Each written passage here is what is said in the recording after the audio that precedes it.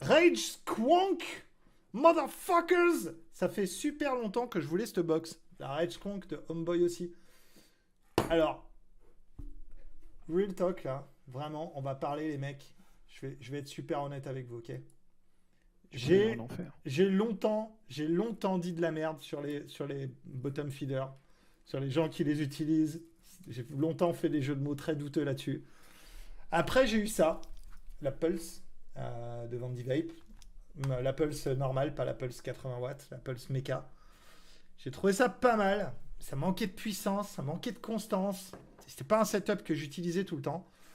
Et après, j'ai vu passer ce petit truc sur le net et je me suis dit, putain, cette box, elle est trop belle. J'ai vraiment kiffé l'extérieur.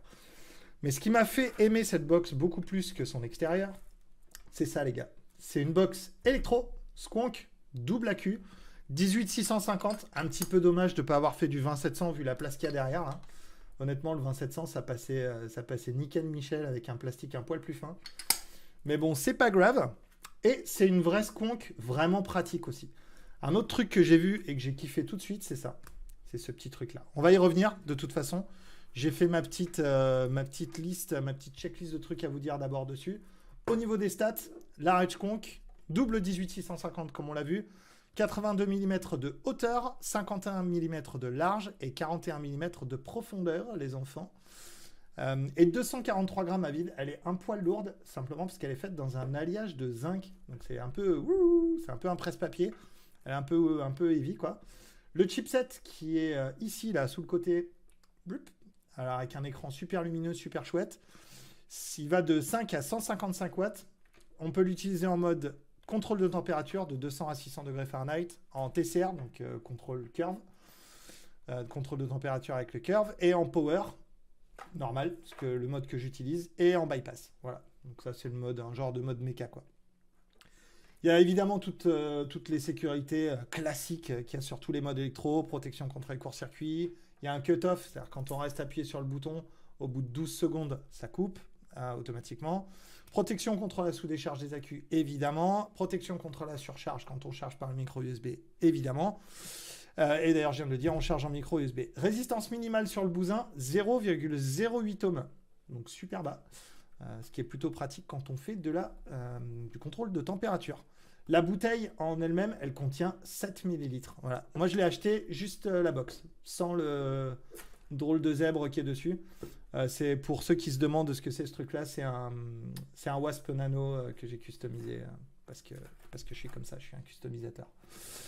Donc la Homeboy aussi, what about it? Bon, déjà, on va vite fait faire le tour du menu. Alors, on va se mettre là, tac. Donc pour vaper, bon, on a comme d'hab la batterie, la tension de sortie, la résistance et la puissance. Ça, c'est quand on est en mode power. 1, 2, 3, on rentre dans le menu. Et là, on a work mode. Et dans le work mode, on peut utiliser, alors 1, 2, 3, tac, work mode, boum. Et on peut switcher, passer en bypass, TCR-TC, contrôle de température, et après il y a les mémoires, le machin, le power mode. Moi perso, j'utilise pas de contrôle de température, j'utilise directement le mode puissance. Voilà, c'est tout. J'ai pas utilisé en contrôle de température, je vais pas vous dire que ça marche, j'en sais rien, je m'en tape. Le contrôle de température, c'est de la merde. Et dans 3 mois, je viendrai avec une box contrôle de température qui marche et je vous dirai que c'est de la balle. Commencez à vous y habituer. Donc voilà, la bouteille fait 7 ml, mais c'est pas vraiment, tu mets pas 7 ml complet dedans, quoi. Pour sortir le truc, alors ça c'est un des trucs bien de cette Rage Squonk. La bouteille, elle sort avec une espèce de petite anse comme ça, et on tourne et on tire un coup et on sort la boutanche. La boutanche, elle est comme ça, tac. On dévisse ce petit goingouin là en haut, qui est bien grippé et tout pour pouvoir le sortir. Tac. On sort ça, on n'a même pas besoin de sortir tout le truc, juste on le désengage comme ça. Enfin, je vais vous montrer, comme ça, tac. On vient glisser la bouteille à l'intérieur, on remplit, et ensuite on referme. Il faut bien tenir ce petit truc en dessous là, sinon ça coule. Et ensuite, on vient remettre ça dans la box, crac, crac, comme une cartouche, bim bam, et c'est fait. C'est parti mon kiki, tu peux vaper. Ça se conque plutôt bien, ça aspire super bien, donc ça aspire bien l'excédent. J'ai eu, avec ce petit wasp, j'ai eu bah, pas de fuite, quoi. Ça marche vraiment super chouette. Euh, ouais, j'ai rien à dire sur le skunk, quoi. Ça marche bien. Au début, quand je l'ai eu, la bouteille pour la sortir, ça a été une calamité parce qu'elle était un peu. Elle est un peu collée en fait, il y a une espèce de petit téton dans lequel la bouteille vient s'enfiler. Et comme tout ça c'était un petit peu séco, ça collait un peu au début. Et je me suis retrouvé à. Parce que j'ai voulu dévisser le truc, je sais pas pourquoi. Tellement quand je tirais ça venait pas que j'ai dévissé. En fait, quand ça vient pas, faut visser et tourner. Et là ça vient tout seul. Voilà. Il y en a qui enlèvent un petit joint entre les deux, il y a 2 joints. Il y en a qui enlèvent un petit joint. Bon, moi, perso, je ne l'ai pas fait. Je trouve que ça tient très bien comme ça. La porte tient super bien aussi. C'est une porte magnétique, mais ça tient bien, ça tombe pas. Il y a un tout petit peu de jeu. Je vais le mettre à côté du micro. Un tout petit peu, vraiment, c'est minime. Et ça marche super, méga chouette. On va arrêter le gros plan ici. Vous l'avez assez vu. C'est une box que j'aime beaucoup. On va faire un peu les plus-moins comme d'habitude, quoi, le petit rundown plus-moins pour cette box. On va commencer par les moins. Elle est un peu lourde. Normal, elle est en zinc. Donc si elle était en alu, elle serait un petit peu plus légère. Après, ce côté un peu comme ça, je sais pas, ça lui donne du poids. Ça fait un peu quali, j'aime bien. Mais c'est vrai qu'elle est un poil lourde pour la taille qu'elle fait. Pourquoi pas de 20-700? Je trouve ça un peu dommage de ne pas avoir pris le choix de mettre de la 20-700 là-dedans. C'était la bonne plateforme. Il y a largement la place de les mettre. Rester sur de la 18-650, un peu dommage. La plaque 510 qui est un tout petit peu petite. Alors ça, c'est un peu... C'est là et c'est pas là. Mais en gros, sur le dessus de la box, cette plaque 510 là, enfin la plaque de la connexion est un peu petite. Et donc du coup, je sais pas si vous allez le voir à la cam. Bon, vous le verrez pas parce que c'est blanc sur blanc, mais ça fait un peu des rayures sur la peinture. Qui est au demeurant très épaisse, donc plutôt de bonne qualité. Mais c'est vrai qu'une bonne grosse plateforme bien large, ça aurait été cool aussi. Un peu dommage. Voilà, ça c'est pas trop grave non plus. Le fait que ce soit en micro USB, je l'ai dit, je le répète, à l'heure actuelle, faut faire du USB-C, les gars, c'est beaucoup plus solide, c'est beaucoup plus pratique. Ça casse pas. Alors je sais que c'est moins répandu, mais tu mets un câble USB-C et c'est vraiment cool. Donc dommage de ne pas avoir de l'USB-C aussi. Elle est un peu difficile à trouver aussi en stock. Alors je sais que tout le monde va me dire ah mais non mais moi j'en ai trouvé une là et moi une là, mais c'est un peu chaud quoi. Les stocks sont un peu bas. Voilà. Pour les plus, enfin une Squonk double accu. Et me sortez pas vos monstruosités qui sont grosses comme ça avec des chipsets tout pourris à l'intérieur. C'est une box double accu qui marche bien et ça c'est cool. J'aime bien, c'est ce que je veux. Voilà.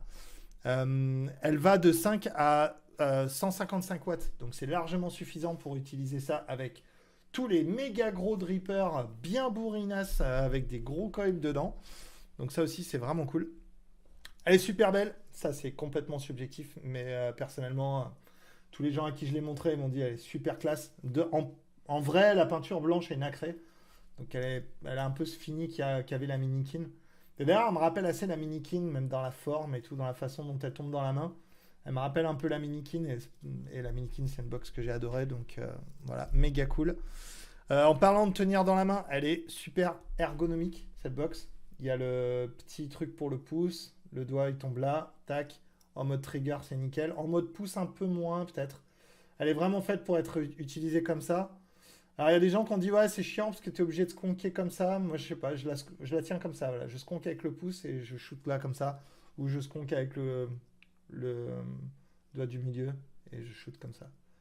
Mais parce que je suis guitariste et je sais faire un do sur une guitare. Voilà, et les finitions sont cool. Elle est tombée. Elle a pris un méga poc. Mais ça, c'était pas pour. C'est pas pour les besoins de la review que j'avais fait ça, mais bon, voilà, elle a pris une chute. Et elle a pris un tout petit micro POC, alors qu'elle est quand même assez lourde. Je sais pas si vous allez voir, là et là. Voilà, elle a pris 2 POC. Mon cœur s'est brisé, mais je m'en remettrai. Et voilà, c'est une très bonne box. Je vous la recommande. Moi, tout ce qui me reste à trouver maintenant, c'est un putain de bon dripper BF à mettre là-dessus.